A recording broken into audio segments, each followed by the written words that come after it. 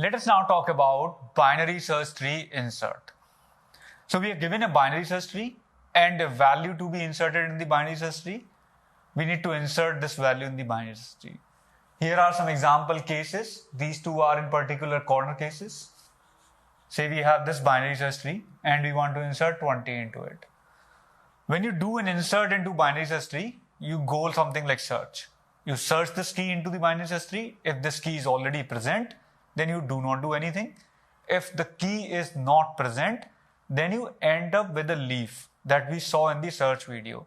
When we were searching an item in the binary search tree, we were going left or right based on the comparison, or we were returning the node itself if the key was matching with the node itself. And if we end up with a node that matches with the search key, then we say we return true. And if we end up with a null, then we say it's not present. So we always end up with a null when the key is not present. Let us see how do we insert 20 into this BST. 20 is greater than root, we go to the right side. 20 is greater than 15 again, we go to the right side. 20 is again greater than 18, we go to the right side. We reach a leaf, we reach a null. So we insert 20 here at this last position. That's how we do insertion.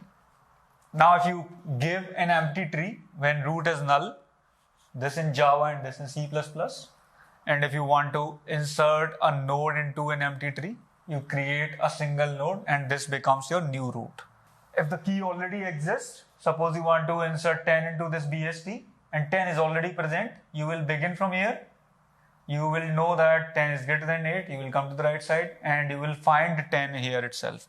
So at this point, you will not do any insertion, you will immediately return from this point. So if something already exists, you do not make any change to the BST. Now one interesting thing about BST code that we are going to write, this function may modify root of BST, particularly in this case. When you pass an empty root, it returns a new root. In other cases, it does not actually modify the root. You always insert at the last.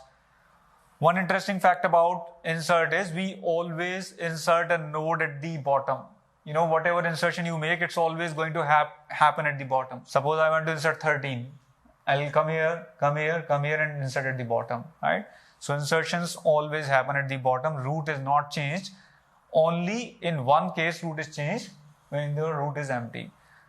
But it is changed in one case. So our function should modify the root in one case and it should return the modified root so that the caller knows what is the new root of the BST, but especially for this case.